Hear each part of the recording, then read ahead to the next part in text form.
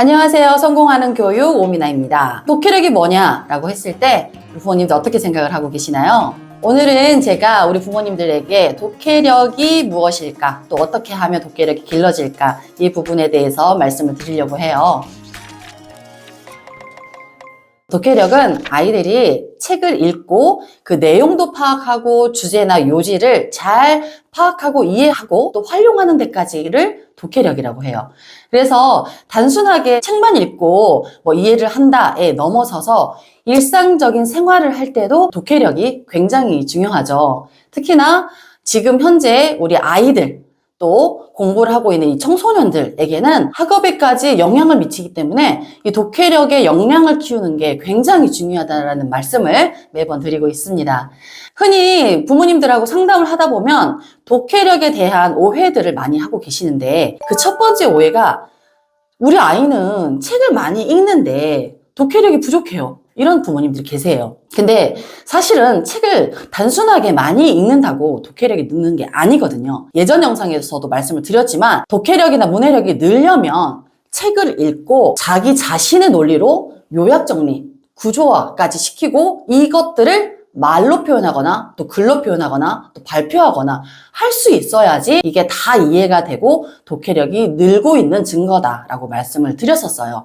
그래서 책을 많이 읽는 게 중요한 게 아니고, 책 한 권을 읽더라도 주제부터 시작을 해서 등장 인물들 그리고 내용에 대한 것들을 구조화를 시키는 작업을 해줘야 돼요. 가장 쉬운 방법은 어떻게 하냐, 질문에 대한 대답을 하는 방식도 괜찮고, 아니면 토론, 본론, 결론을 나눠가지고 그 내용들을 구조화시키는 방법도 괜찮습니다. 두 번째 오해는 부모님들이 속독을 하면 독해력이 높아지나요? 이런 경우가 있어요.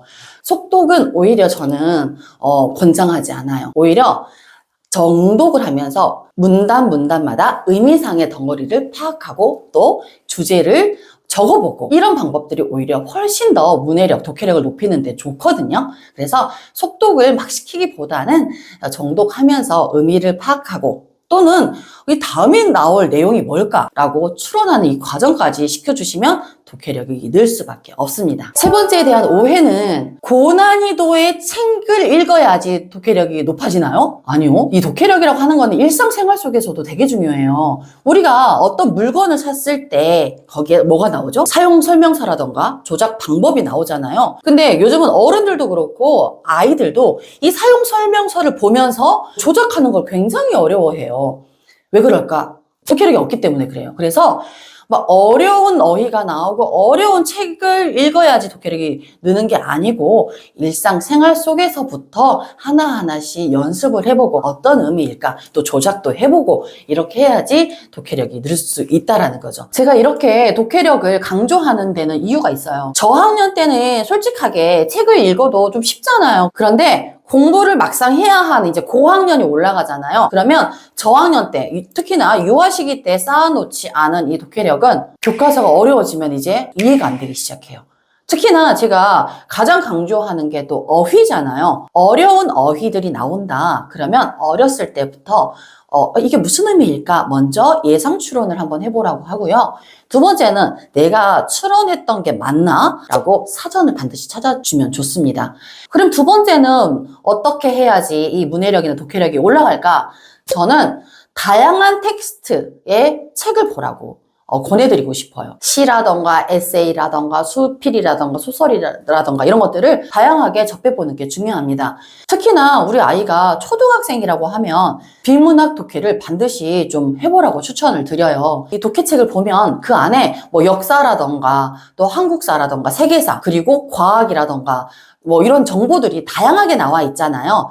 그래서 이러한 내용들을 배경 지식도 쌓고 독해력도 쌓아지게 되거든요. 그래서 저는 초등학생이라면 비문학 독해책을 반드시 선정을 해서 공부를 시켜달라 말을 합니다. 저는 저학년 때부터도 아이들 눈높이에만 맞다면 좋은 독해책을 좀 선정을 해줄 수 있다라고 생각을 해요. 그렇다면 우리 초등학생들한테 비문학 독해를 쉽게 접근하는 방법들을 많이 물어보시는데, 눈높이에 맞는 책을 고르는 게 가장 중요하다라고 말씀을 드렸잖아요. 가장 좋은 방법은 아이와 함께 서점에 가서 아이가 고르도록 하는 게 가장 좋은 방법이거든요. 이때는 어떻게 골라야 하냐? 아이들이 책 표지부터 안에 있는 내용을 꼭 살펴보라고 해요. 아이들은 알거든요. 책 표지만 봐도 이 책은 내가 하면 쉽겠다 이런 책들이 있어요. 그리고 책을 넘겨봤을 때 안에 내용 구성을 보면 아이들이 편리하게 단어 정리가 되어 있다거나 아니면 주제별로 정리가 잘 되어 있다거나 아니면 초등학생 책 같은 경우에는 안에 그림들이 막 그려져 있겠잖아요. 그러면 이 그림들이 정말 우리 아이가 좋아하는 이런 캐릭터들이 있거든요. 그러면 그런 책들을 아이들이 선정을 할 거예요. 또 두 번째는 아이들이 글이 막 너무 길지 않은 것을 선택을 할 거란 말이죠. 그런데 저는 이것도 그냥 선택하라고 해요. 처음에는 쉬운 책을 선택하도록 아이에게 맡겨라. 부모님들이 그러면 해야 할 일은 뭐냐? 책을 가지고 왔어. 그러면 이 책을 처음부터 끝까지 살펴봐 주시는 거예요. 이 책은 이렇게 구성이 되어 있네. 그리고 우리 이 책을 또 보니까 이렇게 요약 정리가 되어 있네. 부모님들이 처음부터 끝까지 같이 이야기를 나누면서 흥미를 유발시켜 주시는 거죠. 두 번째는 아이 스스로 한다면 아이가 계획을 세울 수 있도록 같이 도와주세요. 1단원을 보니까 5개의 소단원이 있는데 그럼 이 1단원은 일주일에 한번 끝내보자. 이 안에 소단원은 언제 끝낼까? 이거는 날짜를 정확하게 부모님들하고 약속해주세요. 그러면 아이들이 날짜에 맞게 문제를 풀겠죠. 그러면 부모님들이 또 무엇을 해주시냐? 자, 첫 번째 어떻게 해야 되냐? 칭찬하셔야죠. 그리고 난 후에 틀린 것, 맞은 것 어머님께서 혹은 아버님께서 정성 들여서 채점을 해주시고 틀린 문제는 어떤 부분에서 틀렸는지 아이에게 생각할 시간을 주세요.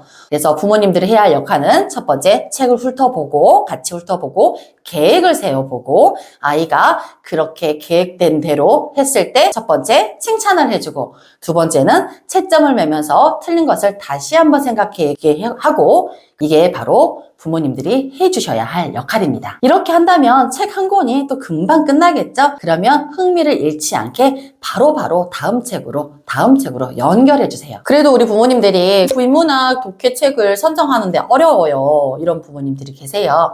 그래서 제가 이런 부모님들을 위해서는 추천하는 도서가 있거든요. 제가 오늘 추천드릴 이 책은 특히나 독해가 어렵다거나 비문학 독해를 좀 낯설어 하거나 이런 친구들에게 좋은 책인데요.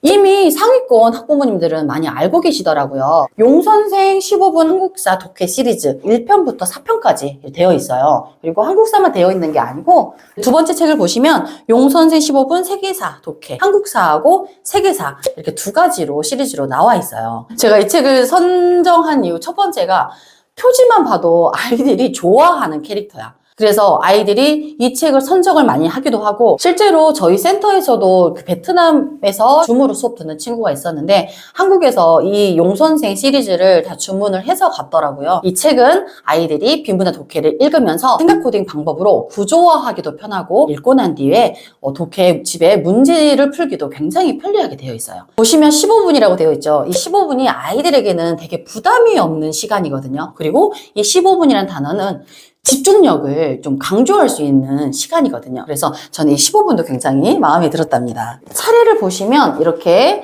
1주, 2주, 3주, 4주, 5주, 6주 해서 가이드라인이 정확하게 되어 있어요. 그러면 부모님들이 어떻게 몇 주차 해야 되지? 이런 고민 안 하셔도 되고 또 학생들도 이 주차를 보면서 내가 언제 하면 되겠구나 명확하게 알 수가 있겠죠. 그리고 이 책을 넘겨보면 1주차에 이 소단원이 5개로 이렇게 나눠져 있는데 이것도 또한 여기 옆에 가장 끝에 뭐가 되어 있죠? 날짜 쓰게 되어 있죠? 제가 한 주차에 해야 될 이 날짜는 정확하게 명확하게 써놓으라고 했어요. 미리. 그러면 아이들의 심리상 이 날짜에 이걸 반드시 해야 해. 혹은 혹시나 그 날짜에 하지 않았다라고 하면 내가 하지 못했구나. 밀렸구나 아이들이 알게 되거든요. 그래서 이 책을 펼치고 난 뒤에 여기에다가 써주세요. 날짜를.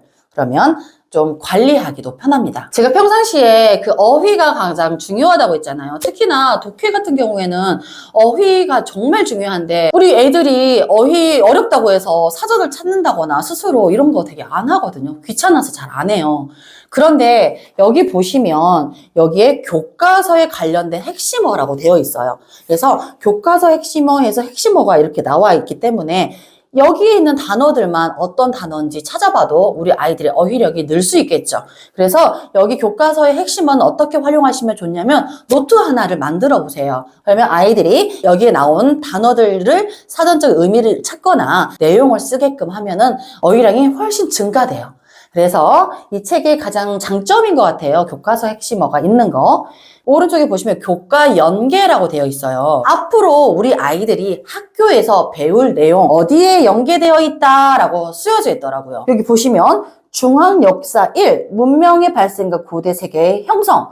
2단원에 세계의 선사 문화와 또 고대 문명 이렇게 정확하게 짚어져 있거든요. 아, 중학교 때 나오는 내용을 내가 지금 공부하고 있구나 라고 알 수가 있겠죠. 그러면 아이들은 뿌듯해요. 와, 내가 세상에 초등학생인데 중학교 내용을 알고 있어? 그래서 여기에서 교과 연계가 나와 있기 때문에 아이들이 어떻게 연계되어 있구나 이렇게 쉽게 알 수 있어서 좋습니다. 그래서 이렇게 잘 관리를 하면은 세계사나 한국사 아이들이 역사적인 지식도 늘면서 또 자신감도 생기겠죠. 또 이 책이 특징이 독해책이잖아요. 비문학 독해. 그렇기 때문에 독해력이 늘 수 있으니까 좀 일석이조다라는 이런 생각이 들었습니다. 여기 안에 내용도 글씨가 좀 굉장히 크게 되어 있고 또 그림도 이렇게 나와 있어서 흥미롭게 좀 구성이 되어 있는데 뒷장 보시면 이렇게 활용하도록 중심 내용이라던가 뭐 내용 이해라던가 이 내용에 대한 문제들이 또 활용까지 단어까지 좀 자세하게 나와 있으니까 부모님들이 뭐 해석지 보고 설명해 주셔도 되고 아이들도 쉽게 좀 풀려나갈 수 있도록 그렇게 되어 있어요. 지금 초등학생이라면 이 책을 다 사용을 할 수가 있어요. 우리 아이가 지금 2학년인데 좀 빠르다. 혹은 뭐 3학년이다. 이 용선생 시리즈를 선택하셔가지고 비문학 독해를 훈련을 하면 좋을 것 같습니다. 그리고 마지막으로 여기가 또 QR코드가 있어요. 이 QR코드는 이 책을 사지 않아도 이 음원으로 좀 제공이 되나 봐요. 그래서 인물 이야기 음원 제공이 되기 때문에 부모님들이 미리 한번 뭐 서점에 가셔가지고 QR 찍어보시면 아이들에게 어떻게 가이드라인을 해줄지 이런 것도 잘 할 수 있을 것 같아요. 그러면 제가 오늘 우리 부모님들에게 독해력을 높이려면 어떻게 해야 되는지도 책까지 제가 추천을 드렸는데 5월부터는 우리 아이들 독해력 높이는데 힘써서 아이들이 공부도 더 잘하고 독해력도 늘 수 있는 그런 아이들이 되면 좋겠습니다. 이상 성공하는 교육 오미나였습니다. 감사합니다.